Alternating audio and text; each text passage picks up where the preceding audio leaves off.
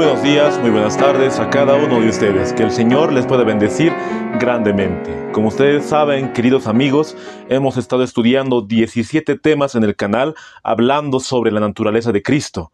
Hemos visto el último tema, cómo nos han cambiado la interpretación en cuanto a las 28 creencias. Y también vimos que es solamente una copia de Preguntas sobre Doctrina que salió el año 1957, la cual fue el cambio doctrinal de la naturaleza de Cristo. Y tristemente hemos visto el resultado de la nueva teología en las 28 creencias. Y el día de hoy vamos a ver cómo nos han cambiado la interpretación bíblica en la escuela sabática. El 2022 salió en estos postreros días el mensaje de Hebreos. Y vamos a ver cómo nos han cambiado la naturaleza de Cristo, la interpretación correcta en la escuela sabática. Y vamos a ver que en el tiempo de los pioneros, ellos interpretaban correctamente la naturaleza de Cristo. Y vamos a remontarnos en la historia de la escuela sabática. Pero antes de poder comenzar con el estudio, vamos a hacer una oración para poder abrir las Santas Escrituras. Aquí yo me voy a arrodillar y te invito a que me acompañes en oración. Querido Padre que estás en los santos cielos, Señor, te damos gracias por todo lo que nos das. Puedas perdonar nuestros pecados y nuestras iniquidades. Ayúdanos a comprender tu palabra y así puedas abrir nuestro entendimiento para ver las grandes verdades que nos tienes preparado. En el nombre de Jesús te lo rogamos, te lo pedimos. Amén. Vamos a abrir la palabra de Dios. Vamos a ir a Isaías, el capítulo 58, el verso 12. Isaías 58, 12. Y los tuyos edificarán las ruinas antiguas, los cimientos de generación y generación levantarás, y serás llamado reparador de portillos, restaurador de calzadas para habitar. ¿Por qué iniciamos con este texto de Isaías? Desde el tiempo de Israel antiguo, había hombres y mujeres que siempre querían defender la verdad, siempre clamaban a voz en cuello para poder denunciar la apostasía. Y tristemente muchos de esos hombres han sido calumniados, han sido tirados a los pozos, así como Isaías y así como Jeremías. Los profetas del Antiguo Testamento eran tildados horriblemente de calumniadores. Pero ellos estaban edificando las ruinas, estaban haciendo una obra para el Señor. Y en este último tiempo también va a haber hombres y mujeres que se opongan a lo que hace el papado, que se opongan a la apostasía omega y levanten el mensaje del tercer ángel como su estandarte en alto, y así edificarán portillos, y así irán a las sendas antiguas para poder prevalecer la verdad. Lo que ves en la pantalla es un escrito de la Mensajera del Señor que se encuentra en Letters and Manuscripts, el volumen 6. ¿Y por qué les muestro este escrito de 1890? Quiero mostrarles esta cita de la Mensajera del Señor hablando del libro de Isaías 58, la cual hemos leído. Y nos dice de la siguiente manera: a medida que se acerque el fin, los testimonios de los siervos de Dios serán más decididos y más poderosos, arrojando la luz de verdad sobre los sistemas de error y opresión que durante tanto tiempo han mantenido la supremacía. Y todos los que creen en la verdad presente deben permanecer firmes, no en su propia sabiduría, sino en Dios, y levantar el fundamento de muchas generaciones. Estos quedarán registrados en los libros del cielo como reparadores de brechas, restauradores de caminos para habitar. Debemos mantener la verdad frente a la más amarga oposición. Dios está obrando en las mentes humanas. No es solo el hombre el que trabaja. El gran poder iluminador proviene de Cristo. El brillo de su ejemplo debe mantenerse ante nuestro pueblo en cada discurso. Dice el espíritu de profecía: a medida que se acerque el fin, Dios arrojará más luz a los que están andando en la verdad y están en contra del sistema de la apostasía, en contra del error. Aquellos que no se jactan y no son orgullosos en su propia sabiduría, solamente a aquellos Dios derramará luz para que puedan andar en la verdad. Solamente a aquellos, y aquí en la cita dice, a medida que se acerque el fin. Sabemos que estamos nosotros en el tiempo del fin. Estamos viviendo en los últimos tiempos en la historia de esta tierra. Y de esa manera, ¿quiénes van a ser aquellos quienes van a trabajar y van a ser reparadores de brechas? Como dice Isaías 58, reparadores de portillos. Solamente aquellos que se opongan a la apostasía, a los que se opongan al error. Y Dios va a estar con ellos. Jesús realmente va a ser el iluminador de aquellos quienes lo buscan y quieren estar en contra del error y siempre quieren estar a favor de la verdad. Y con esto, ¿qué queremos decir, hermanos? Que la apostasía hoy en día ha avanzado bastante. Y Dios está llamando a aquellos que van a ser reparadores de portillos y van a buscar en las sendas antiguas de generación en generación. Por eso nosotros vemos que en estos últimos tiempos necesitamos ser esos reparadores de portillos, a aquellos que van a estar en oposición al error, en oposición a la apostasía. Por eso no queremos entrar en falsas doctrinas y queremos siempre abrazar la verdad. Y por eso desenmascaramos lo que antiguamente ha acontecido en el adventismo, tristemente, al aceptar la doctrina de los evangélicos. Y ahora vemos esa falsa doctrina impregnada en las escuelas sabáticas, hermanos.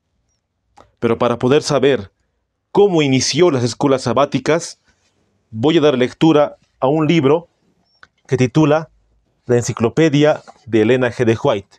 Es un libro que nos habla toda la vida de la hermana White y también todo lo que aconteció en el adventismo y más que todo lo que ella escribió.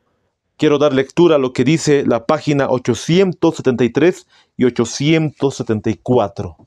La documentación histórica no es muy clara en relación con el rol directo de Ellen White y el surgimiento de la escuela sabática. Aunque es probable que ella haya influenciado en sus comienzos, James White escribió y publicó las primeras lecciones de escuela sabática a partir de 1852, en el primer número de You Instructor, y organizó las primeras escuelas sabáticas en Rochester, Nueva York, en 1852. Las primeras lecciones fueron un conjunto de 4 artículos destinados a niños y jóvenes. Entonces vemos, queridos hermanos, que las escuelas sabáticas iniciaron en 1852. Pasó más de 10 años del chasco de 1844. La iglesia estaba creciendo poco a poco. Para 1850 había pocos hermanos. Para 1860 había más de 3.500 miembros. Exactamente 1863, cuando la Conferencia General se organiza. Pero para 1850, James White tuvo la idea de poder hacer escuelas sabáticas y nos cuenta la historia que no hay un rol específico que la hermana White realmente tenga que ver o bueno, tenga una relación directa con la escuela sabática, pero vemos que ella ha influenciado a su esposo, ya que era James White, y también ha influenciado a los pioneros para que pueda haber una lección para que se pueda estudiar cada sábado. Y de esa manera, para 1852, James White inició en Nueva York las primeras escuelas sabáticas. Por ejemplo, ahí vemos en la You Instructor la primera escuela sabática en la historia. Sabbath School Lessons Number 1. James White escribía todas las lecciones de la escuela sabática en sus inicios, y era solamente para niños y jóvenes. No había lecciones para los adultos. Así inició las escuelas sabáticas, queridos hermanos. Por ejemplo, en esta lección que ves de la You Instructor, la primera escuela sabática de 1852, James White habló de la importancia del sábado, habló de la importancia del mensaje de los 3 ángeles. Pero pasaron los años y llegamos a 1882, cuando la mensajera del Señor habló directamente de las escuelas sabáticas. Aquí tengo un libro que titula Consejos sobre la obra de la escuela sabática. Es una recopilación de los escritos de la hermana White, animando a estudiar la escuela sabática, animando a estudiar la Biblia y animando a estudiar profundamente las Escrituras. Es un libro realmente muy bueno que nos habla en cuanto a todo lo que tiene que ver con la obra de la escuela sabática. El que antecede a este libro titula Testimonies on the Sabbath School Work, que fue un libro que salió por los años 1930. Y este libro, en español, es una recopilación de ese libro. Ahora quiero dar lectura a una cita de este libro, Consejos sobre la obra de escuela sabática, que se encuentra en la página 10, el párrafo 1, y dice: Siento un profundo interés en nuestras escuelas sabáticas de todo el país, porque creo que son agentes de Dios para la educación de nuestra juventud en las verdades de la Biblia. La escuela sabática es un campo misionero y debería manifestarse muchísimo más espíritu misionero en esta importante obra del que se ha manifestado en el pasado. Entonces la mensajera del Señor escribió que la obra de la escuela sabática es un campo misionero y debería prestarse atención mucho más ahora que en los años anteriores. De esa manera vemos que la hermana White estaba con un profundo interés para invitar a los hermanos, a los jóvenes, para que estudien la escuela sabática, porque realmente la escuela sabática era una obra que Dios mismo había aprobado para que muchos puedan conocer la verdad, ya que era un campo misionero que se había descuidado años atrás. La hermana White empieza a invitar nuevamente para que puedan estudiar la palabra de Dios, ya que todas las escuelas sabáticas desde entonces estaban basadas en lo que decía la palabra de Dios. Estaban basadas en el estudio de la Biblia. Y en el sitio de Ellen White State solamente aparecen las escuelas sabáticas desde el año 1889. No aparecen las escuelas sabáticas desde los años 1852. Pienso que James White ha debido publicarlo en la You Instructor solamente, y así, pasando los años, los pioneros adventistas le han debido tomar más interés a la escuela sabática desde 1888. Y así podemos ver que desde esos años hasta los días de hoy se han publicado las escuelas sabáticas por trimestres. Pero para poder comenzar con el cambio de la naturaleza de Cristo en la escuela sabática, quiero dar lectura a un libro que también lo mencioné varias veces en el canal, que titula Tocado por nuestros sentimientos, de Jan Surker, que nos habla 150 años de Cristología. La página 66 nos dice: la introducción dice: las lecciones de adultos de la escuela sabática son preparadas por el Departamento de Escuela Sabática de la Conferencia General de los Adventistas del Séptimo Día. La preparación de la lección es dirigida por una comisión mundial de la lección de la escuela sabática, cuyos miembros sirven como consultores, editores. El papel de esa comisión era garantizar que las notas explicativas de cada lección estuviesen en armonía con la enseñanza oficial de la Iglesia. Lo que leí es una declaración oficial del Departamento de Escuela Sabática de la Conferencia General que salía en cada lección que ellos publicaban. De esa manera, la idea era que en la escuela sabática se pueda publicar la verdadera doctrina de lo que la Iglesia creía, de los pilares de la fe. Y todos los estudios que la Iglesia daba en las escuelas sabáticas tenía que reflejar la sana doctrina que la Iglesia Adventista original creía. Ese era el objetivo de la escuela sabática, queridos hermanos, para los tiempos de 1880, 1890, 1900, la cual vemos que en este libro hay muchas invitaciones de la mensajera del Señor para poder estudiar las escuelas sabáticas. Ella estaba aprobando la obra que estaban haciendo en cuanto a la escuela sabática. Pero ahora no vamos a estudiar las lecciones de cada año, más bien solamente nos vamos a centrar de lo que se escribió de la naturaleza de Cristo en las escuelas sabáticas, porque ese es el punto del estudio del día de hoy. Vamos a iniciar con el año 1889. Ahí tú puedes ver en la pantalla, Letter to the Hebrews. En este año estudiaron la carta a los hebreos, y obviamente al hablar de hebreos, la iglesia tenía que hablar de la naturaleza de Cristo, ya que en Hebreos el capítulo 2 nos habla de este tema. Entonces vamos a ver lo que se escribió en la escuela sabática de 1889, primeramente.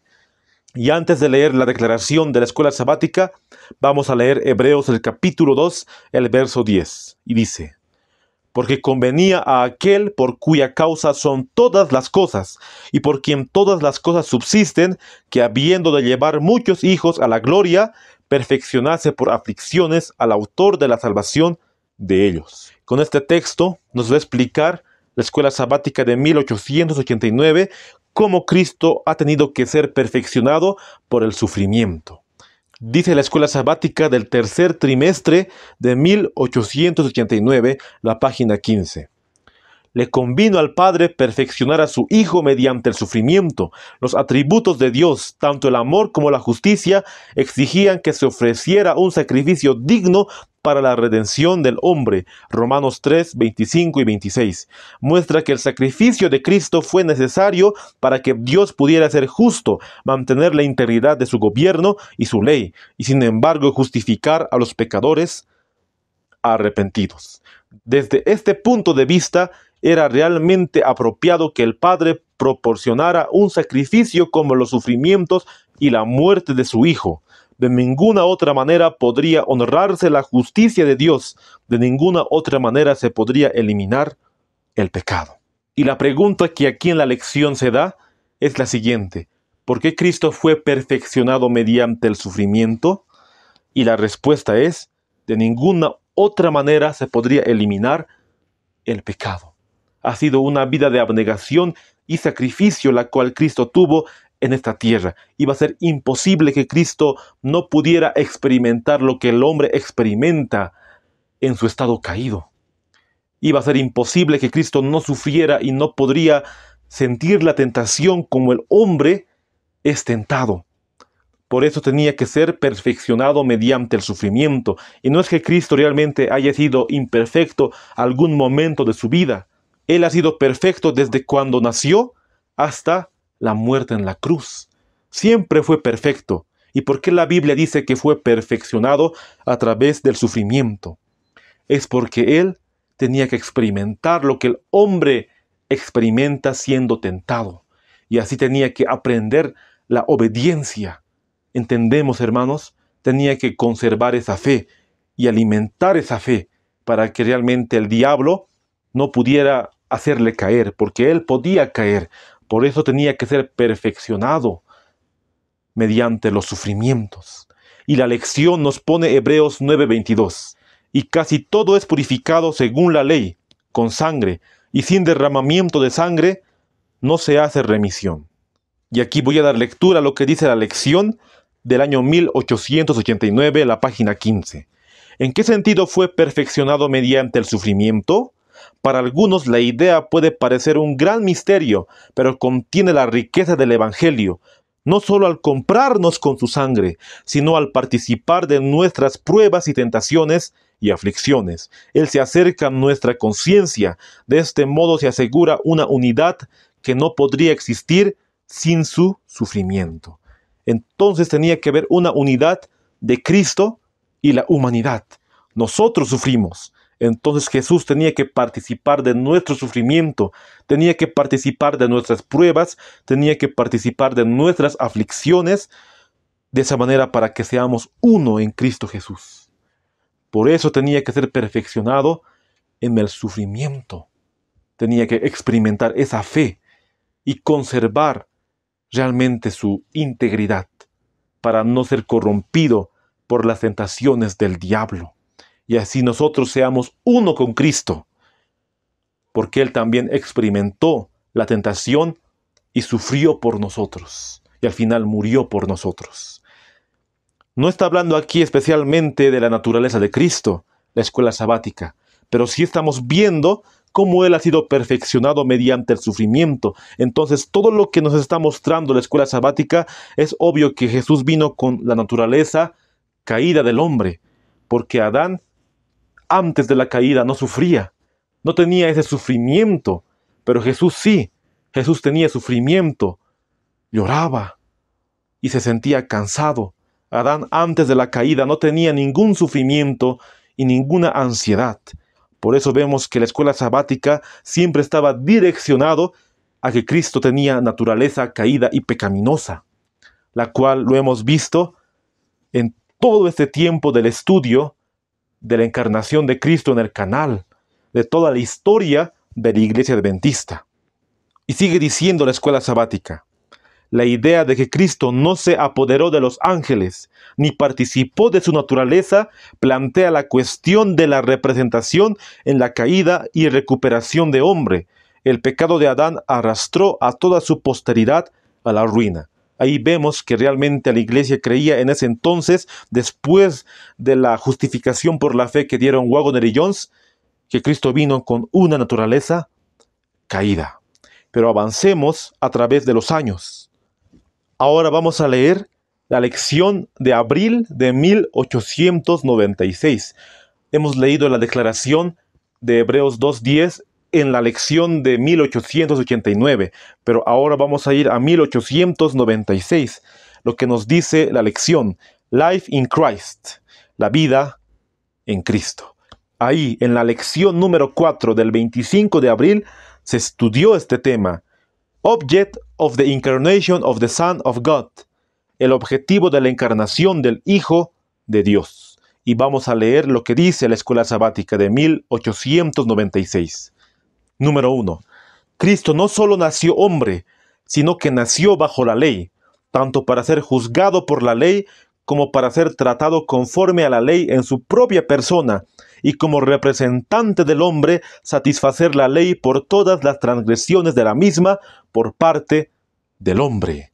Entonces vemos que así inicia la lección número 4, hablando de Gálatas 4:4, la cual dice que venido el tiempo, Jesús nació de mujer, nacido bajo la ley.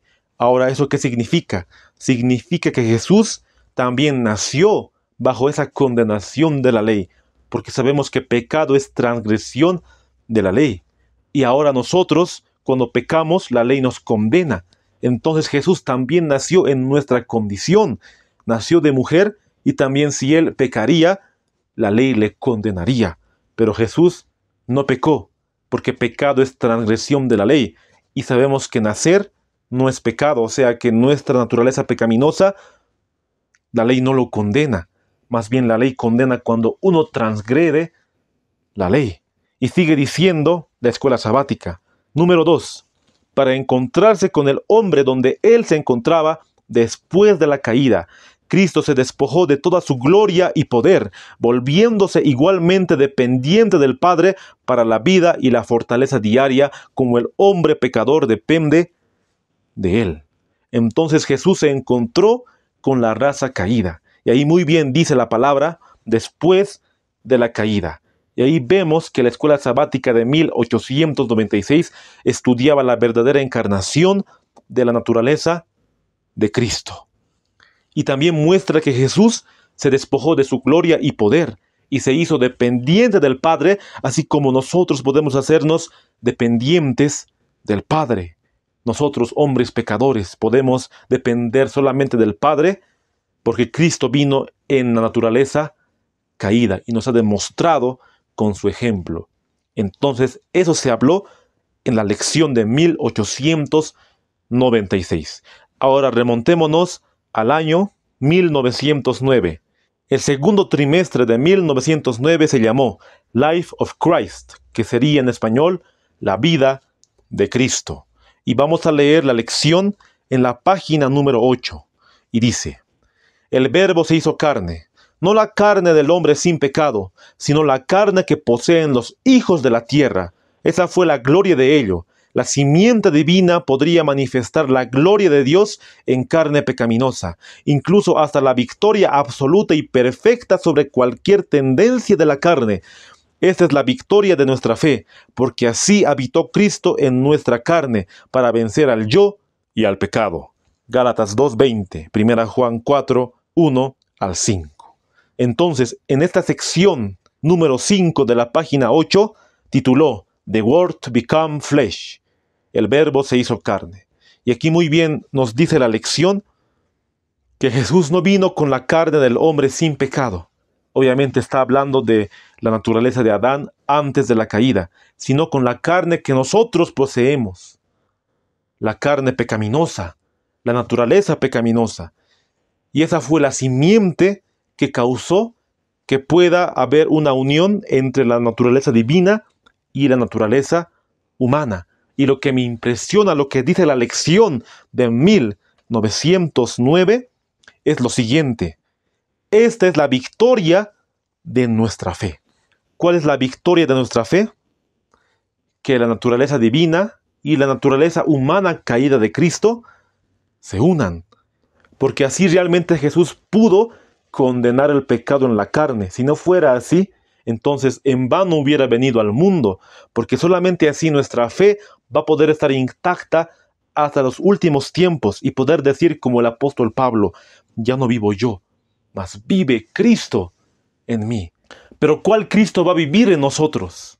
¿Aquel que era como Adán antes de la caída o aquel que era con nuestra naturaleza caída? Por eso en vano se diría, ya no vivo yo, mas vive Cristo en mí, si nosotros entendemos que Jesús tenía naturaleza de Adán antes de la caída y no nuestra naturaleza pecaminosa con sus tendencias a caer. En vano, queridos hermanos, la lección estaba totalmente en la sana doctrina en la década de 1909. Ahora vamos a leer la página 20 que nos dice la lección. Para cumplir toda justicia, Jesús era Dios actuando en carne de pecado a favor del pecador. Se hizo uno con la humanidad. Él tomó sobre sí los males, las necesidades y los pecados de la humanidad, de modo que sintió su conciencia y agudeza como ninguna otra alma lo sintió jamás. En todo lo que hizo estaba cumpliendo la justicia para la humanidad. Entonces Jesús, para poder cumplir la justicia, tenía que venir en carne de pecado. Si realmente entendiéramos ese concepto, se hizo uno con la humanidad, podríamos desechar la falsa y nueva teología, la cual dice que Jesús tenía naturaleza inmaculada y que nosotros jamás vamos a poder alcanzar el estado de perfección, la cual Cristo estaba en esta tierra. Si solamente entendemos, se hizo uno con la humanidad. De esa manera vemos que la escuela sabática de 1909 estaba a favor de la naturaleza de Cristo prelapsaria o postlapsaria, que quiere decir caída o pecaminosa. Ahora remontémonos al año 1913. The Mediation of Christ, que en español quiere decir la mediación de Cristo. Y vamos a leer la página 14 de la lección de 1913, solamente 2 años antes de la muerte de la mensajera del Señor. Para establecer esta relación entre Dios y la carne de pecado, fue necesario que el Hijo de Dios tomara carne de pecado, y así se cerró el abismo que separaba al hombre pecador de Dios. Al tomar nuestra naturaleza, el Salvador se ha unido a la humanidad mediante un vínculo que nunca debe romperse.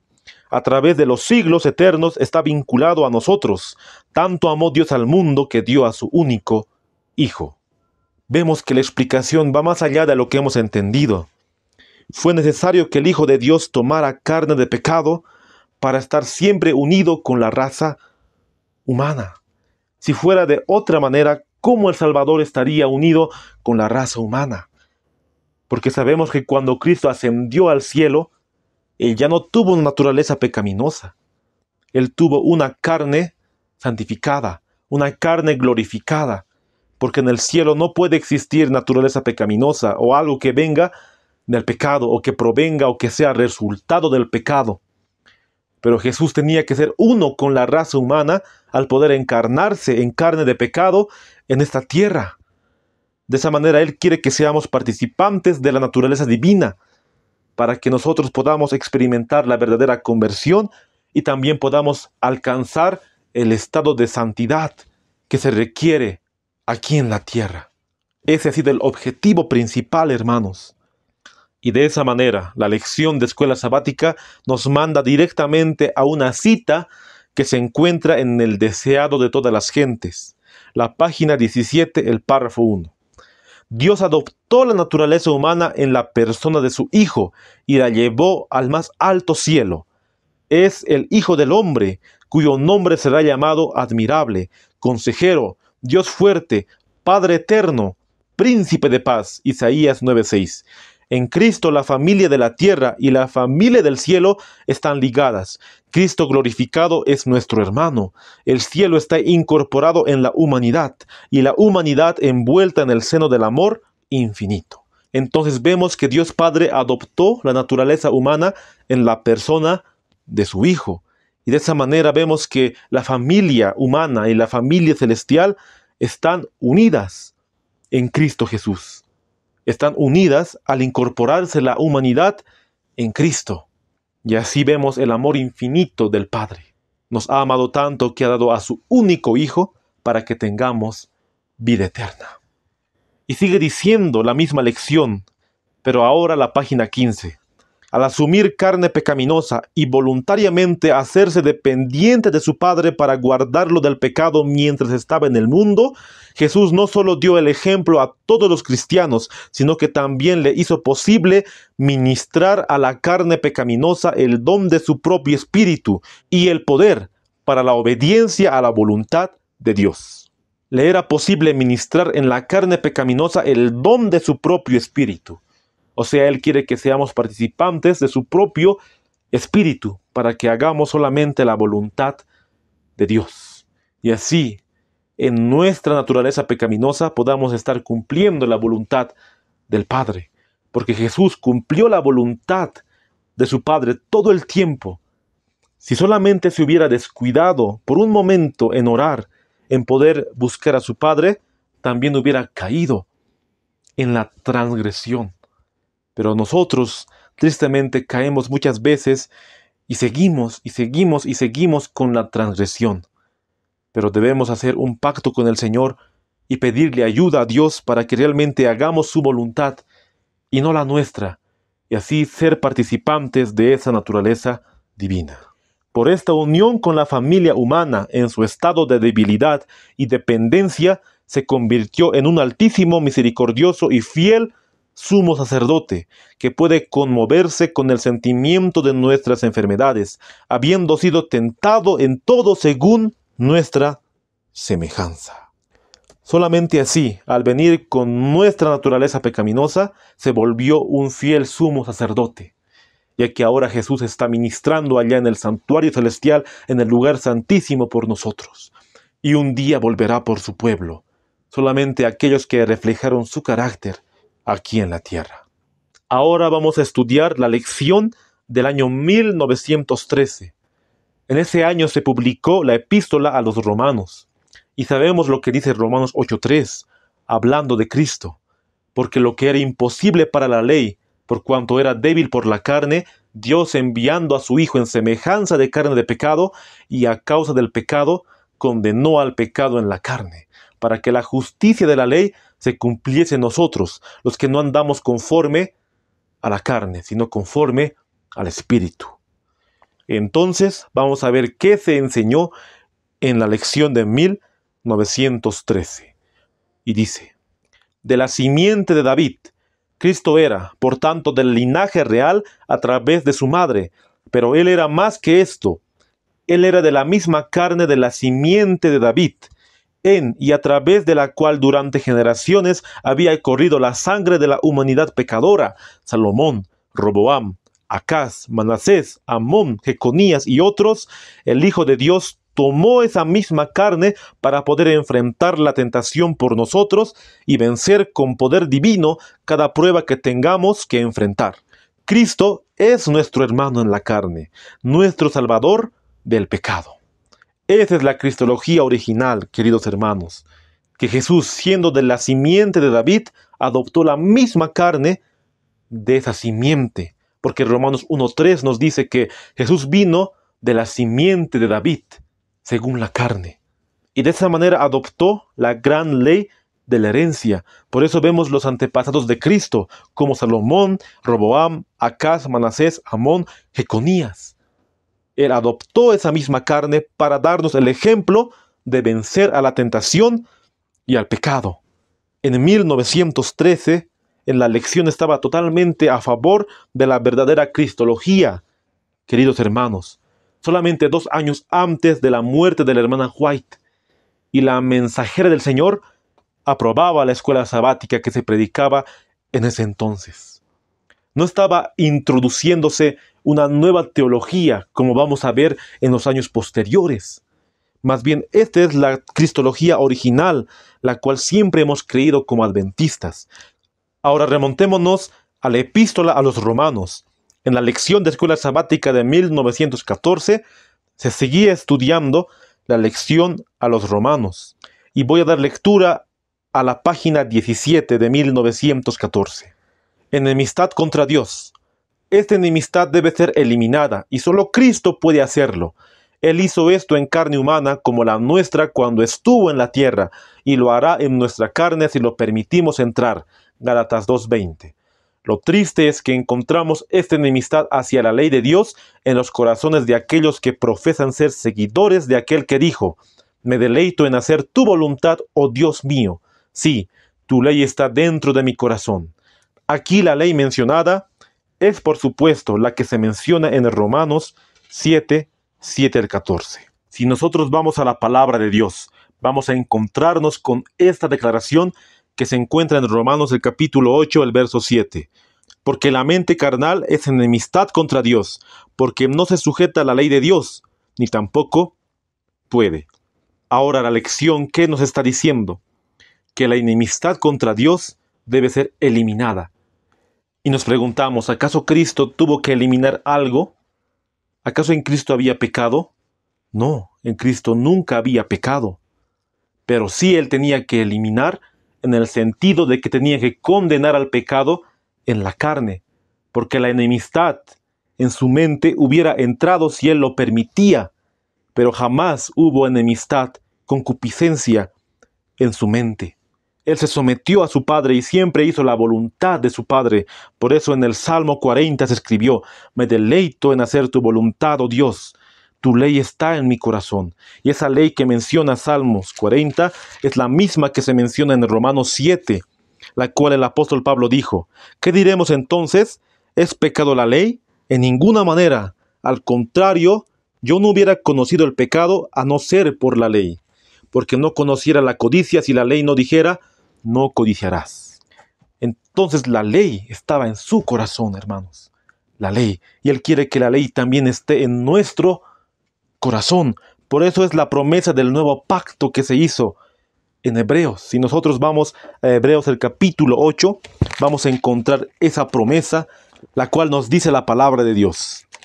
Hebreos 8:10. Porque este es el pacto que haré con la casa de Israel. Después de aquellos días, dice el Señor, pondré mis leyes en sus mentes, y sobre sus corazones las escribiré, y seré a ellos por Dios, y ellos me serán a mí por pueblo. Así como Cristo condenó la enemistad en su carne, también Él quiere que condenemos la enemistad en nuestra carne. Por eso dice Gálatas 2:20, ya no vivo yo, mas vive Cristo en mí. Es esa ley que Dios quiere poner en nuestro corazón, la cual Cristo habló de esa ley en Salmos 40 diciendo: me deleito en hacer tu voluntad, oh Dios, porque tu ley está en medio de mi corazón. Ahora nos vamos a remontar a la lección de 1921. Ahí, como puedes ver en la pantalla, Our Personal Savior Jesus Christ, nuestro Salvador personal, Cristo Jesús. Vamos a ir a la página 16. Vamos a ver lo que nos dice la lección. Cristo asumió no la original no caída, sino nuestra humanidad caída. Él no estuvo precisamente donde Adán antes de la caída. Es muy claro este pequeño comentario que se hizo en la página 16, que Cristo no estuvo como Adán antes de la caída, sino que estuvo como Adán después de la transgresión. Ahora vamos a leer la misma declaración, pero en el año 1921. Ahí podemos ver en la lección The Work of Christ, el trabajo de Cristo. Y vamos a leer lo que dice: la divinidad no era degradada a la humanidad. La divinidad mantuvo su lugar, pero la humanidad, al ser unido a la divinidad, resistió la más feroz prueba de la tentación en el desierto. El hombre puede llegar a ser partícipe de la naturaleza divina, no un alma que no puede pedir la ayuda del cielo en la tentación y la prueba. Cristo vino a revelar la fuente de su poder, para que el hombre nunca pueda confiar en sus capacidades humanas sin ayuda. Aquí vemos la promesa de 2 Pedro 1:4. por medio de las cuales nos ha dado preciosas y grandísimas promesas, para que por ellas seamos hechos participantes de la naturaleza divina, habiendo huido de la corrupción que hay en el mundo por la concupiscencia. Solamente al revestir su naturaleza humana con la divina, pudo vencer a la tentación. Eso no quiere decir que Jesús utilizara su poder divino para poder vencer al pecado. Eso quiere decir que también nosotros podemos vencer como Él venció, al aferrarnos y ser participantes de su naturaleza divina. Eso es lo que quiere decir el texto de 2 Pedro 1:4, la cual presenta la lección de 1931. Y solamente así la humanidad podría vencer al pecado, solamente de esa forma. Si no fuera de esa manera, no habría posibilidad de que nosotros pudiéramos ser libres del pecado. Y sigue diciendo la lección: aquellos que quieran vencer deben poner a prueba cada poder de su ser. Deben agonizar de rodillas ante Dios por el poder divino.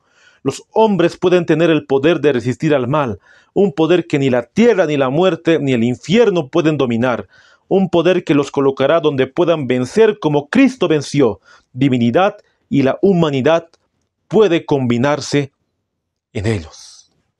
Yo podría decir, queridos hermanos, que este es el fin, este es el objetivo de entender la naturaleza de Cristo. Muchas veces, muchas personas en su ignorancia dijeron: no es necesario poder entender si Jesús vino con naturaleza de Adán antes de la caída o con de Adán después de la caída. No me interesa con qué naturaleza vino. Lo único que me interesa es que Él murió por mí y que Él vendrá muy pronto por su pueblo. Muchos en su ignorancia dijeron esas palabras. Pero ¿por qué nosotros no compartimos el pensamiento de aquellas personas? Porque si realmente entendemos la naturaleza de Cristo, vamos a poder llegar a ver su carácter sin pecado, y de esa manera vamos a poder participar de su naturaleza divina. Porque si vemos cómo Él enfrentó la tentación, cómo Él en nuestro estado caído nunca transgredió la ley, entonces de esa manera vemos que nosotros podemos llegar a vencer como Cristo venció. Por eso nosotros no estamos de acuerdo con aquellas personas que dicen esas palabras, que tristemente no saben lo que dicen, hermanos. Porque veo que aquellas personas no quieren llegar a un estado de santidad, la cual pide la Biblia. Por eso dicen esas palabras sin sentido que sale de sus labios. Pero hemos visto ahora que las lecciones de escuela sabática realmente estaban dando la verdad en cuanto a este tema de la naturaleza de Cristo. Ahora remontémonos al año 1928, 7 años después. En ese entonces estaban estudiando el libro de Efesios, la cual titula The Book of Ephesians. Y en la lección número 5 hay una declaración contundente de la naturaleza de Cristo. La página 20 dice: el hombre carnal, natural, no puede abolir su enemistad contra Dios. Es parte de su naturaleza. Está entrelazado en cada fibra de su ser. Pero Jesús tomó sobre sí nuestra naturaleza de carne y sangre, Hebreos 2:14, para ser en todo semejante a sus hermanos, Hebreos 2:17, de la simiente de David, según la carne, Romanos 1:3. Él conoció y abolió en su carne las enemistades, la mente carnal, Romanos 8:7. Él conquistó el pecado en la carne por nosotros para siempre. Esta misma declaración se une con las demás declaraciones de la lección de escuela sabática, que Jesús abolió la enemistad de la carne con nuestra naturaleza caída y pecaminosa. Hemos leído la última declaración que habla sobre la naturaleza de Cristo en el año 1931. He buscado información que se escribió en 1932, 1938, 1940, 1945, 1950, la cual no hallé información que en la escuela sabática de la iglesia en esos años se pueda escribir algo de la encarnación y naturaleza de Cristo. No hallé nada, hermanos. Hubiera querido encontrar algo, pero no encontré nada. Y más que todo, he buscado información que se escribió en 1960, 1970, ya que recordemos que el año 1957 salió el libro Question of Doctrine, la cual hemos visto que nos cambiaron al Cristo de la Biblia al aceptar la doctrina evangélica, al decir que Cristo vino con naturaleza de Adán antes de la caída. Entonces he querido ver si realmente afectó ese cambio en la escuela sabática, pero no he podido encontrar información. Solamente he podido encontrar información en la lección de 1977, la cual se remonta muchos años después, 20 años después de la publicación de Preguntas sobre Doctrina. 1977, ahí como puedes ver en la pantalla. Jesus, the Model Man. Jesús, el modelo del hombre. En la lección de 1977 se estaba defendiendo la verdadera naturaleza de Cristo. Esta lección fue preparada por Herbert Douglas, la cual ya examinamos en el canal toda la cristología de Herbert Douglas. Entonces, Herbert Douglas, como estaba totalmente con la verdadera doctrina de este tema, él lo expuso en la lección de escuela sabática para el año 1977 y puso muchas citas del Ellen G. White en esta lección, la cual quiero dar lectura. La página 23 de la lección de 1977 nos dice: Jesús, el carpintero de Nazaret, vino a esta tierra aceptando los resultados de la acción de la gran ley de la herencia. Estaba sujeto a la debilidad de la humanidad. Tenía que pelear la batalla como debe pelearla todo hijo de la humanidad, a riesgo de fracasar y perderse eternamente. El deseado, la página 49. Vino como uno de nosotros para dar ejemplo de obediencia. Soportó todas las pruebas a las que estamos sujetos. No ejerció en su favor ningún poder que no nos sea ofrecido gratuitamente. Su vida testifica que también a nosotros nos es posible obedecer la ley de Dios. Deseado de todas las gentes, la página 24. Y de esa manera, queridos hermanos, Herbert Douglas confirma la cristología original poniendo las citas del deseado en la lección de escuela sabática de 1977. Pero solamente nos remontamos al año 1983, donde aparece el primer cambio doctrinal en la escuela sabática, hermanos. 1983. Y ese cambio fue por un hombre llamado Norman Gulley. También examinamos la cristología de Norman Gulley en el canal. Se encuentra en el tema número 12. El debate sobre la naturaleza de Cristo titula el tema. En esa lección, en ese video, hemos visto la cristología de este hombre, Norman Gulley. Él escribió su punto de vista en la lección de escuela sabática. Y tristemente sabemos que Norman Gulley creía totalmente que Jesús vino con dos naturalezas, o sea que lo que él hacía era decir que él no vino con naturaleza pecaminosa, él vino con las dos, vino con la de Adán antes de pecar y con la de Adán después de pecar. ¿Y por qué hacía eso? Todo para decir que él no vino con naturaleza caída del hombre. Estaba a favor del libro Preguntas sobre Doctrina, pero él lo exponía en su ideología. Y ya que él estaba escribiendo las lecciones de escuela sabática de ese año, también implantó sus ideas extrañas sobre la naturaleza de Cristo. Por ejemplo, ahí tú puedes ver la lección Christ I a Nothing Sacrifice, enero a marzo de 1983. Y en esa lección encontramos el cambio que hubo. Hemos visto que en la escuela sabática no hubo ningún cambio, solamente en este año de 1983. Y ya posteriormente vamos a ver cuál fue el gran cambio que hubo en la escuela sabática. Y voy a dar lectura a lo que nos dice la lección del primer trimestre de la página 22. Tomemos mucha atención. El Verbo Eterno se hizo carne. Su misión de salvar a los humanos lo trajo a este mundo como el Dios hombre. Se han hecho varias interpretaciones de este destello. Número 1. Cristo tomó nuestra naturaleza pecaminosa caída tal como la tenemos cuando nacemos. Número 2. La naturaleza de Cristo reflejó la misma naturaleza cuando nació, la cual tenemos cuando nacemos de nuevo. Su divinidad unida a nuestra humanidad. Número 3. Al convertirse en el segundo Adán, la humanidad de Cristo era la misma que la de Adán antes de la caída, en el sentido de que no tenía tendencias innatas hacia el pecado. Aquí Norman Gulley, en la lección de 1983, da 3 propuestas de la naturaleza de Cristo. El primero es la que dice que Jesús vino con naturaleza pecaminosa. El segundo es que Jesús vino con la misma naturaleza, la cual el hombre experimenta al nacer de nuevo. Es lo mismo que decía Thomas Davis al decir que Jesús nacido de nuevo, la cual nosotros no hemos compartido el punto de vista de Thomas Davis, la cual también está en el canal.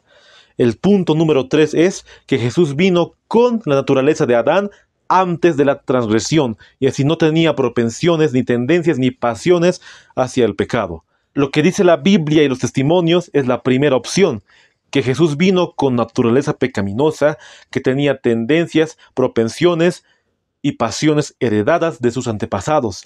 Y eso es lo que reflejó la lección de escuela sabática, hasta donde hemos estudiado, excepto en esta lección de 1983.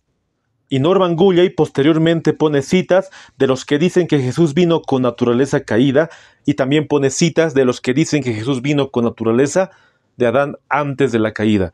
En realidad, hemos visto que no hay ninguna cita que diga que Jesús vino con naturaleza de Adán antes de la caída. Más bien, hay malas interpretaciones de las citas de la hermana White. Y eso es lo que hace Norman Gulley. Y lo que más me impresiona en esta lección de 1983 son las siguientes palabras, la cual tomemos mucha atención. Se encuentra en la página 23. Cualquiera que sea nuestra visión de su naturaleza humana, la divinidad se combinó con su naturaleza humana. Solo en estos escenarios podemos resolver las aparentes tensiones esbozadas en la sección anterior. En otras palabras, lo que tomó de la naturaleza humana caída no afectó en lo más mínimo en su relación divina ininterrumpida con el Padre. Una cosa que ayudó a aclarar la cuestión de la naturaleza de Cristo es el pensamiento de que fue su misión la que determinó cuán parecido a nosotros sería o no sería. Él vino para salvarnos del pecado y sus efectos y para darnos ejemplo de cómo vivir. La lección de 1983 tristemente estaba diciendo, en otras palabras, no importa en qué naturaleza humana Jesús vino. Lo que importa es que Él unió su naturaleza humana con la divina. Eso es lo que está diciendo la escuela sabática. Y tristemente vemos que muchos aceptaron esa falsa enseñanza dentro de las iglesias. Estamos hablando 1983, hace muchos años atrás, hace más de 40 años atrás que se escribió esta escuela sabática por este hombre que agarró la falsa doctrina de este tema. Y sigue diciendo la escuela sabática: ¿cómo podría una definición más completa del pecado aclararnos la naturaleza humana de Cristo? Y ahí pone 1 Juan 3:4. Y dice: el pecado no es simplemente una infracción de la ley. En el fondo se trata de una relación rota que lleva a infringir la ley. En su raíz, el pecado es la separación de Dios. Pero al tomar nuestra naturaleza, Cristo no rompió su relación con Dios. La encarnación expresa el total desinterés de Cristo al venir a hacer la voluntad de su Padre. La encarnación implicó la negación más clara de uno mismo y la mayor disposición a seguir a Dios que jamás se haya visto. Incluso en la encarnación vemos a una persona en total relación con Dios. Aquí vemos que hay un cambio rotundo en cuanto al verdadero concepto de lo que es el pecado. El pecado es transgresión de la ley, y esa es la verdadera definición, la cual da la palabra de Dios. Y la mensajera del Señor dice que es la única definición de pecado según la Biblia. Pero ahora Norman Gulley nos está poniendo otra definición de lo que es pecado.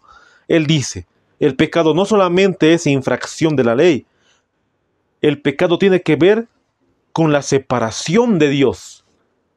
Y es lo mismo que han agarrado muchos teólogos adventistas de la nueva teología, así como el más conocido, Bullón, agarró esa falsa teología al decir que separación de Dios es la verdadera definición, o es la definición correcta. Y muchos más han agarrado esa definición incorrecta de lo que es el pecado. Es verdad que el pecado es separación de Dios, hermanos, pero no es la definición correcta. La definición correcta es la transgresión de la ley. Y al cambiar el verdadero concepto de lo que es el pecado, tristemente se está introduciendo otra doctrina dentro de la escuela sabática, la cual no es lo que dice la palabra de Dios. Nunca la hermana White predicó de esa manera, ni los pioneros adventistas que estaban totalmente en la verdad. Y sigue diciendo Norman Gulley en la lección: muchos creen que Cristo tomó los resultados físicos de la caída, pero nada que le dé una inclinación interior hacia el pecado. Él tomó nuestras debilidades, hambre, cansancio y capacidades reducidas por el pecado, pero no nuestra relación con Dios rota por el pecado. Habiendo elegido la voluntad del Padre, fue concebido del Espíritu Santo, y el Espíritu habitó en él. Entonces vemos que en esta declaración Norman Gulley ha cambiado el verdadero concepto de lo que es pecado. Vemos en la lección de 1983 que se cambió el concepto verdadero de lo que es el pecado. Porque aquí muy bien dijo Norman Gulley, Jesús tomó las debilidades, no tomó las tendencias. Más bien tomó el hambre, las debilidades, la tristeza, el cansancio y las capacidades reducidas. Pero Él no tomó nuestra relación rota con Dios. Para Él, al cambiar la transgresión de la ley por la separación de Dios, está haciendo la misma definición, pero con otras palabras. Está diciendo que Jesús no tomó naturaleza pecaminosa. Eso es lo que está diciendo aquí. Está en contra de lo que dijo la mensajera del Señor, que Él tomó la gran ley de la herencia. Número 1, está cambiando el verdadero concepto de lo que es el pecado. Y número 2, está diciendo lo mismo que dice la nueva teología, que Jesús no vino con naturaleza humana caída. Ese es el punto, hermanos, de la lección de 1983. Y sigue continuando Norman Gulley. Así podría ser el segundo Adán y nuestro sustituto para restaurar lo que se había perdido, la unidad con Dios. Esta unidad con Dios a nuestro favor lo convierte en nuestro sustituto en su nacimiento y guía nuestra comprensión de su naturaleza humana en la encarnación. Esta unidad permaneció intacta. Así Jesús pudo decirle a su Padre justo antes del Calvario: te he glorificado en la tierra, he terminado la obra que me encomendaste hacer. Juan 17:4. Para Norman Gulley, solamente así, de esa manera Jesús podría ser nuestro sustituto en el nacimiento y nuestro ejemplo. Al nacer, no separado de Dios, porque todos nosotros nacemos separados de Dios, porque ese es el verdadero concepto de lo que es pecado. Esa falsa doctrina se enseñó en la lección de 1983, hermanos. Y solamente recordemos que en ese mismo año Norman Gulley escribió en la Adventist Review. Ahí podemos ver en la pantalla. 30 de junio de 1983, Adventist Review. Behold the Man, Norman Gulley. Ahora, ¿qué escribió Norman Gulley en ese mismo año de la Adventist Review? Hablando de Cristo. Él era ambas cosas. Tenía una naturaleza humana anterior a la caída y posterior a la caída combinada de una manera única, así como tenía la divinidad y la humanidad combinadas de una manera única. Su humanidad era tan seguramente única como lo era también su unión de lo divino y lo humano. Hemos visto que en ese mismo año Norman Gulley cambió el verdadero concepto de lo que es el pecado. Pero ahora en la Adventist Review, él está diciendo que Jesús vino con las dos, con la de Adán antes y con la de Adán después, en su naturaleza humana. Pero eso no tiene sentido, hermanos, porque él en vano tomaría la naturaleza de Adán antes de la caída, si él ya tenía una naturaleza santa, la cual era la divina. Esa naturaleza ya era santa y divina, no podía tomar otra naturaleza santa o inmaculada. Eso es algo ilógico, hermanos, pero así creía Norman Gulley. Entonces en la lección totalmente hizo confundir a la hermandad para el año 1983. Pero se levantaron hombres que estaban en contra de lo que estaba enseñando Gulley en la Adventist Review y también en la lección de escuela sabática. Uno de esos hombres fue Donald K. Short. Si ustedes recuerdan, Donald K. Short y Robert J. Williams escribieron el libro Reexaminado de 1888. Entonces, Donald K. Short, como él era defensor de la verdadera cristología, le envió una carta al pastor y editor William Johnson. Y William Johnson sabemos que creía que Jesús vino con naturaleza de Adán antes de la caída. Estaba a favor de la apostasía. Pero aún así, Donald K. Short le envía esa carta, la cual se encuentra en el libro de Bruno Steinwink, que mencionamos también en el canal. Dice así las palabras de Donald K. Short. Ellen White no dice una simple palabra sobre la naturaleza precaída de Cristo, y sugerir eso es promover la confusión. No hay un lugar donde ella coloque a Jesús aparte de su pueblo y trate de equilibrar las naturalezas prelapsariana y postlapsariana.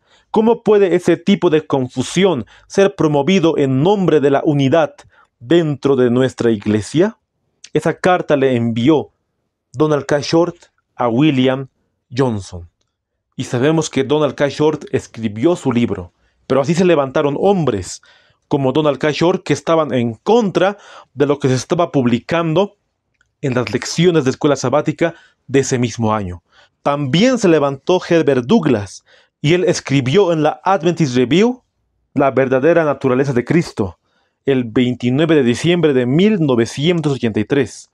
Y él dijo: Jesús no venció la tentación de pecar porque tenía un tipo especial de naturaleza humana que no estaba disponible para los hijos e hijas de Adán.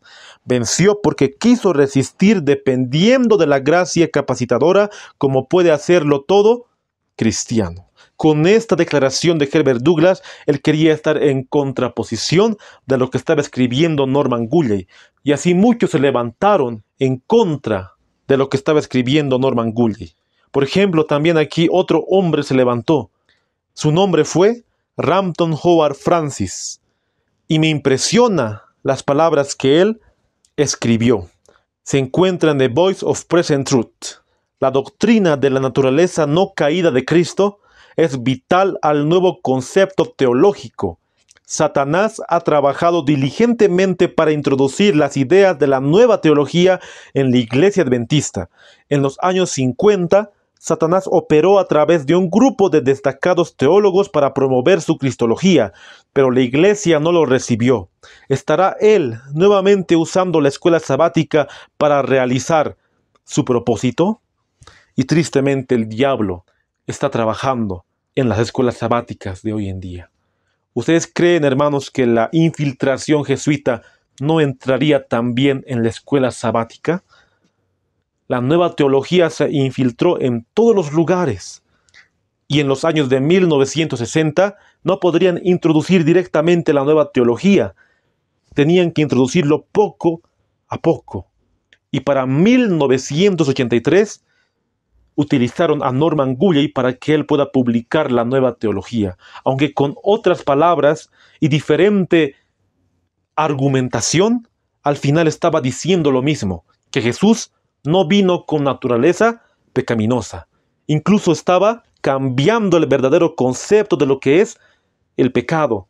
Y así se levantaron Donald K. Short, Herbert Douglas y aquí, como hemos leído, Howard Francis, Rampton Howard Francis, que estaban en contra de lo que se estaba explicando en la lección de 1983.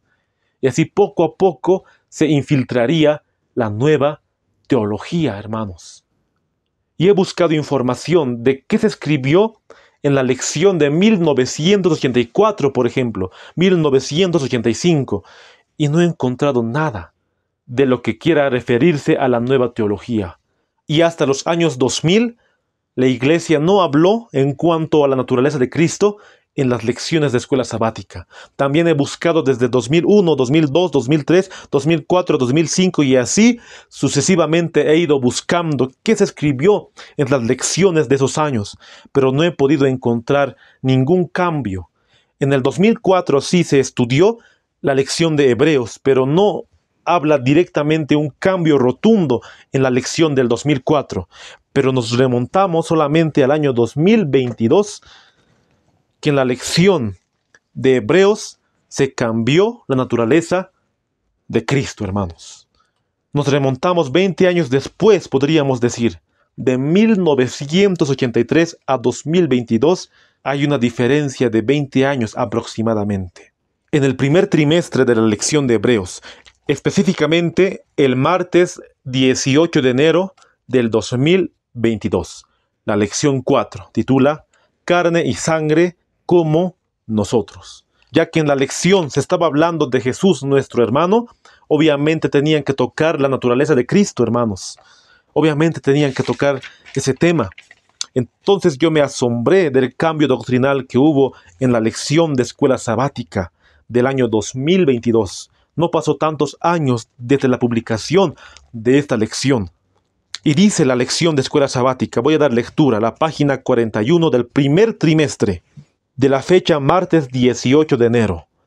No obstante, Hebreos también afirma que Jesús era diferente de nosotros con respecto al pecado. En primer lugar, Jesús no cometió ningún pecado, Hebreos 4:15. En segundo lugar, Jesús tenía una naturaleza humana que era santa, inocente, sin mancha, apartada de los pecadores, Hebreos 7:26. Nosotros tenemos tendencias al mal. Nuestra esclavitud al pecado comienza en lo más profundo de nuestra propia naturaleza. Somos carnales, vendidos al pecado, Romanos 7:14, Romanos 7:15 al 20. No obstante, la naturaleza de Jesús no estaba ensombrecida por el pecado como nosotros. Si Jesús hubiera sido carnal, vendido al pecado como nosotros, también habría necesitado un Salvador. Ese fue el cambio doctrinal que hubo en la lección de escuela sabática del 2022, hermanos. Y aquí muy claro dice en la lección, Jesús tenía una naturaleza humana que era santa e inocente.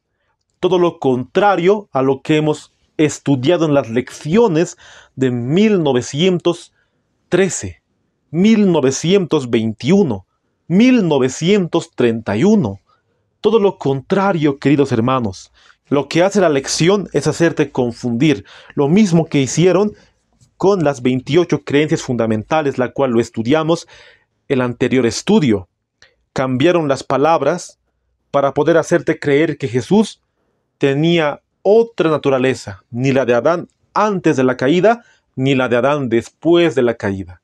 Lo mismo hace la lección de escuela sabática del año 2022. El primer trimestre. Primero te dice, Jesús tenía una naturaleza humana que era santa. Y después te pone Hebreos 7:26. Pero al ponerte Hebreos 7:26, quieren hacerte creer que él sí tenía naturaleza santa. Pero ¿dónde está el problema en este escrito?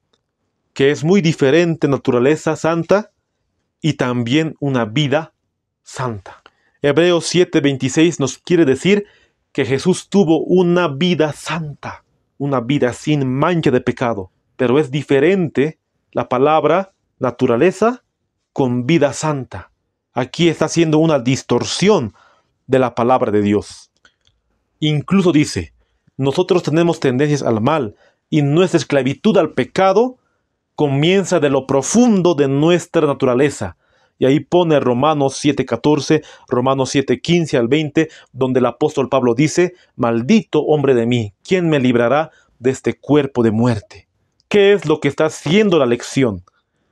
Está haciéndote decir que Jesús no tenía una tendencia heredada, que Jesús no tenía una propensión heredada, que sí nosotros tenemos. Y así está cambiando la naturaleza de Cristo. Y aquí hay otro problema más. Porque nosotros tenemos tendencias al pecado, eso sí, pero nosotros no nacemos pecadores, no nacemos con la esclavitud del pecado solamente por tener naturaleza pecaminosa. Y la ley no condena nuestra naturaleza pecaminosa.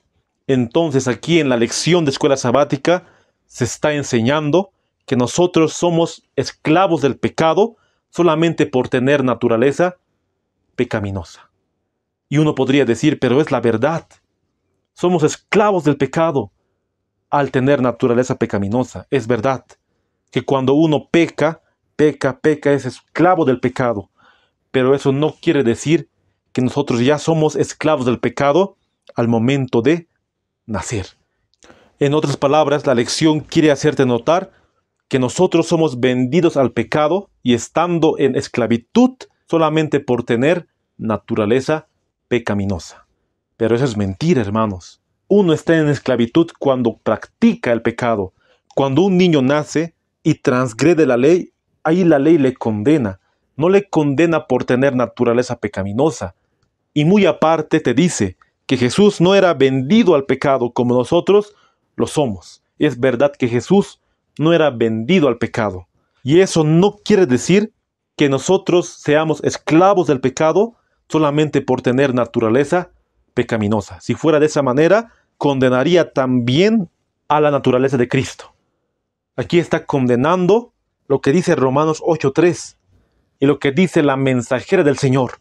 Totalmente están cambiando al Cristo de la Biblia al poner estas palabras para hacerte confundir. Lo mismo que hizo las 28 creencias. Ahora, ¿quién escribió la lección del año 2022?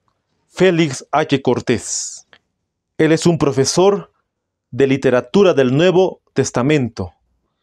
Él es un profesor de literatura que estudió en la Universidad de Montemorelos, la Universidad Iberoamericana, y tiene un doctorado en la Universidad de Andrews. Obviamente que es un pastor de la nueva teología. Hice 6 puntos para poder estar en contra de la cristología que presenta la lección de escuela sabática. Punto número 1. Si decimos que Él tuvo una naturaleza santa, estamos en contra de lo que dice la Biblia y los testimonios. Número 2. No podemos confundir naturaleza con vida santa, la cual la confunde la lección de escuela sabática. Número 3. Nuestra esclavitud al pecado no comienza en lo más profundo de nuestra naturaleza, porque la ley no condena la naturaleza. Número 4. Si fuera de esa manera, también condenaría a Cristo. Entonces vemos que cambiaron al Cristo de la Biblia en la lección de escuela sabática. Número 5. Si no aceptamos que Jesús tuvo tendencias heredadas, entonces rechazamos Romanos 8:3, Hebreos 2:14 al 18 y todas las declaraciones de Ellen White sobre la naturaleza de Cristo. Número 6. Rendirse al pecado no es lo mismo que tener naturaleza pecaminosa. Vemos que la nueva teología reina en la corporación adventista. Y tristemente muchos no se dieron cuenta del cambio doctrinal, hermanos. No se dieron cuenta. Pocos se dieron cuenta. Y uno de esos pocos fue un hermano llamado Rafael Díaz. Es más probable que tú lo conozcas. Él tiene un canal en YouTube que titula Apología Adventista. Y él subió un video hablando sobre este tema. ¿Y por qué menciono a Rafael Díaz?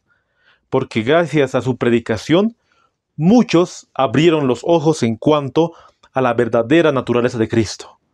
Y es verdad que yo no apoyo del todo a Rafael Díaz, porque él apoya, aún así, a pesar de todo el cambio doctrinal, aún apoya a la corporación adventista. Pienso que está en contra de los ministerios de sostén propio, así como este ministerio que no está dentro de la corporación adventista, sino que somos un ministerio de sostén propio que tratamos de predicar el mensaje de los 3 ángeles. Pero él sigue adentro a pesar de toda la apostasía que hay dentro. Y solamente tendría esa diferencia, podría decir, con Rafael Díaz. Y menciono a Rafael Díaz porque un hombre llamado Óscar Mendoza escribió una respuesta a Rafael Díaz. Y esa respuesta se encuentra en un panfleto que él escribió, la cual ves en tu pantalla. La lección de escuela sabática sí tiene razón. Cristo no tuvo una naturaleza humana caída, por el pastor Óscar Mendoza. Óscar Mendoza es un pastor corporativo de la Iglesia Adventista que está totalmente de acuerdo con la nueva teología de la naturaleza de Cristo. Y solamente muestro este artículo que él escribió porque quiero hacerles notar, hermanos, que muchos que van a estudiar teología vienen impregnados con el vino de Babilonia, al estar a favor de preguntas sobre doctrina. Vienen impregnados con el vino de Babilonia y así enseñan a la hermandad. Más que todo por eso les muestro este escrito de Óscar Mendoza, que solamente es una prueba de muchos pastores corporativos que creen en la nueva teología. Y voy a dar lectura a algunas declaraciones que Óscar Mendoza hizo en este panfleto. Y dice: en segundo lugar, la Biblia también indica que uno es pecador por naturaleza, inclusive desde el vientre de su madre. La Escritura revela que el pecado es un estado o condición. Nosotros no somos pecadores desde que hacemos o pensamos algo malo. En realidad, hacemos algo malo porque es nuestra naturaleza o estado. Esto se evidencia con los siguientes textos bíblicos. Y él pone Salmo 51:5, Salmo 58:3, Isaías 48:8, Romanos todo el capítulo 7. ¿Qué está diciendo aquí este pastor corporativo, Óscar Mendoza? Que nosotros somos pecadores de nacimiento. Y al ser pecadores de nacimiento, entonces nuestro estado de ser ya está condenado por la ley. Pero eso no nos dice la palabra de Dios. Nosotros pecamos cuando pensamos o cometemos el pecado. Ahí recién la ley nos condena. Si no fuera así, también condenaría a Cristo. Con esta primera declaración ya ha cambiado la naturaleza de Cristo. Y todo para apoyar a la nueva teología de la lección de escuela sabática. Y sigue diciendo: como el pecado es un estado y no se puede rebajarlo a una mera acción o pensamiento, es que Cristo en Juan 3:3 pide un nuevo nacimiento de nosotros. Como hemos nacido pecadores y estamos bajo el poder del pecado, entonces requerimos de un nuevo nacimiento para ya no estar bajo ese poder. Si no nacemos pecadores, ¿de qué serviría nacer de nuevo? Ahora, ¿qué hacemos con esta declaración? Si no nacemos pecadores, entonces, ¿qué serviría nacer de nuevo? Así se pregunta la nueva teología. Porque están tan impregnados de ese vino de Babilonia católico que dice que nacemos con pecado. Que nosotros no nacemos pecadores, pero nacemos con tendencias al pecado. Al nacer con tendencias al pecado, entonces cultivamos el pecado. Tenemos las tendencias heredadas, tenemos las tendencias cultivadas, y al tener tendencias cultivadas tenemos una naturaleza depravada. Y al tener naturaleza depravada necesitamos un nuevo nacimiento, la cual dice en Juan el capítulo 3, la cual Jesús le pidió a Nicodemo. Pero no tiene nada de sentido la declaración que hace aquí Óscar Mendoza, que está totalmente a favor de la lección de escuela sabática. Las declaraciones que estamos leyendo son a favor de la escuela sabática del año 2022, hermanos. Y sigue diciendo: como la inclinación al mal, naturalmente de los padres a los hijos, es que Cristo estuvo en el vientre de María por una obra sobrenatural del Espíritu Santo. De lo contrario, si hubiese sido un nacimiento natural como el de nosotros, el Señor Jesús habría tenido la misma naturaleza pecaminosa que nosotros. Estamos leyendo ahora lo que muchos pastores corporativos de la nueva teología creen, no solo de Óscar Mendoza, sino de muchos más, muchos teólogos. Pero ¿qué creía la Iglesia Adventista en sus inicios hablando de este tema? Voy a citar a Elliot J. Wagoner, quien defendió la verdadera naturaleza de Cristo y la justificación por la fe. En la Signs of the Times, el 21 de enero de 1889, él escribió: no es que los hombres nazcan en el mundo directamente condenados por la ley, porque en la infancia no tienen conocimiento del bien y el mal, y son incapaces de hacerlo, sino que nacen con tendencias pecaminosas debido a los pecados de sus antepasados, y cuando Cristo vino al mundo, vino sujeto a todas las condiciones a los que están sujetos los demás niños. Solamente recordemos que un año antes, en 1888, Elliot J. Wagoner predicó de la justificación por la fe. Y la hermana White dijo: Dios en su gran misericordia envió un preciosísimo mensaje a su pueblo por los pastores Wagoner y Jones.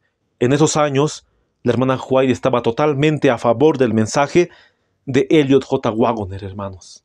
Y aquí muy bien dice Elliot J. Wagoner que la ley no condena nuestras tendencias al pecado. y que Jesús vino sujeto a las condiciones la cual nosotros nacemos, o sea, con tendencias hacia el pecado. Pero la ley no condena las tendencias.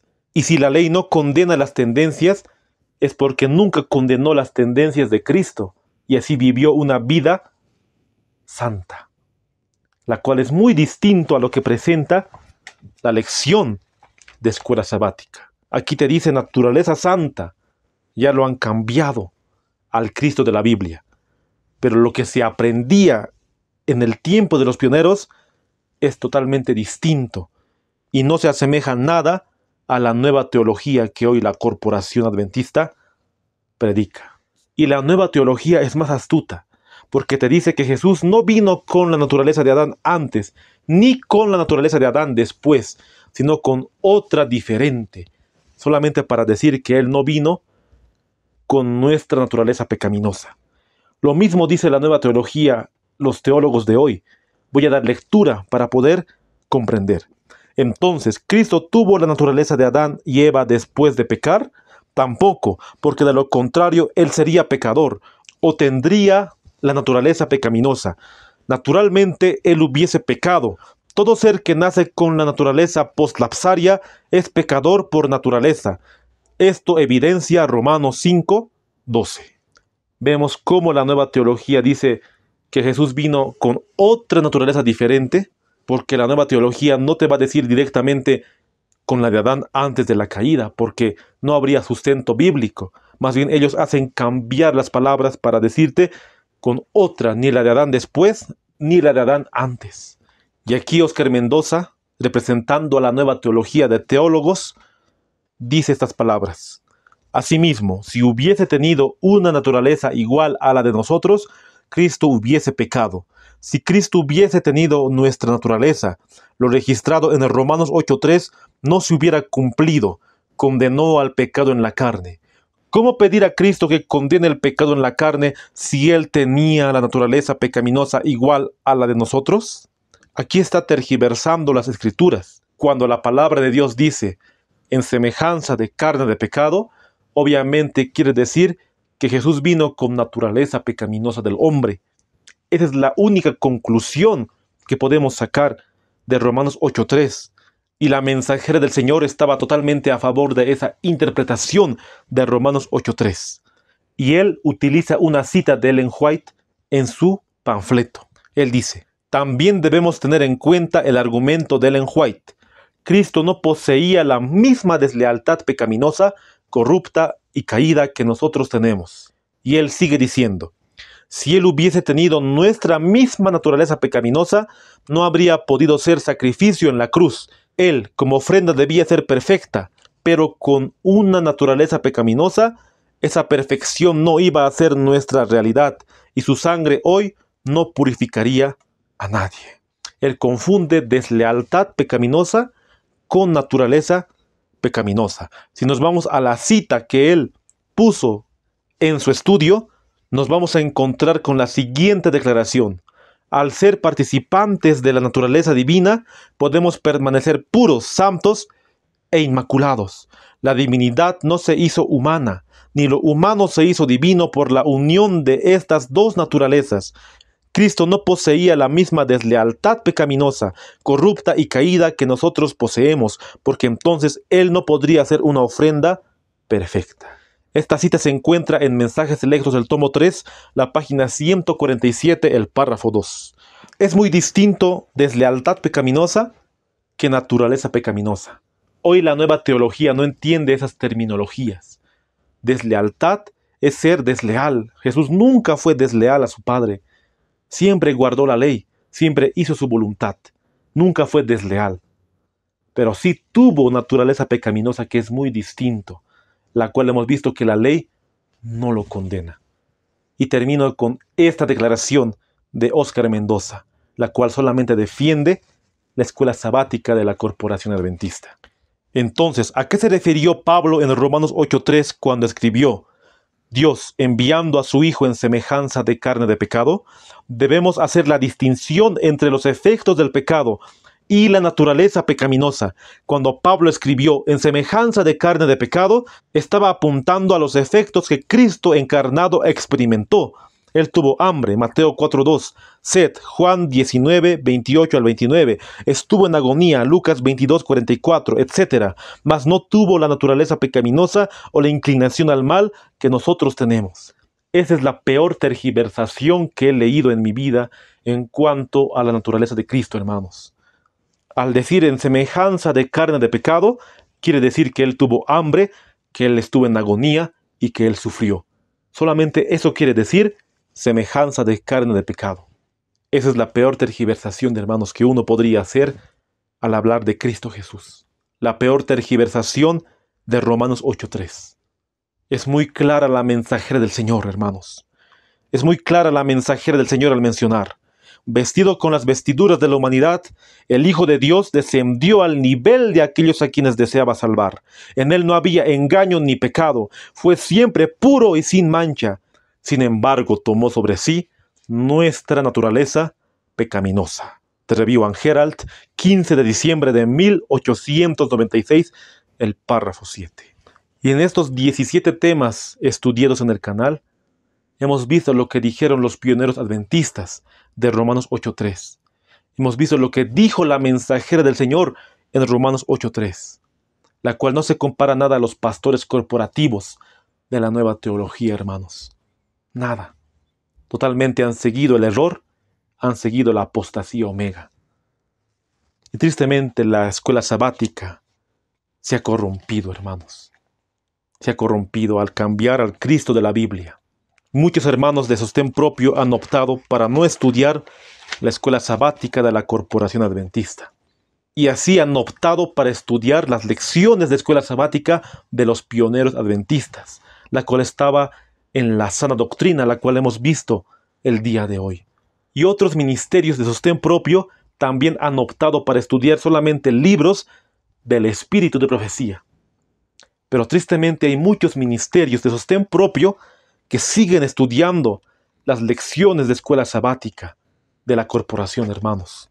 No solamente es en este cambio la cual hay nueva teología, en muchos aspectos también han metido la nueva teología en nuestras diferentes creencias de la iglesia.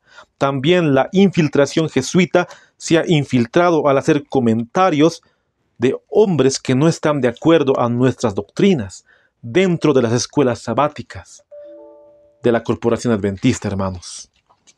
Y muchos ministerios siguen insistiendo en poder estudiar las lecciones de la Corporación Adventista.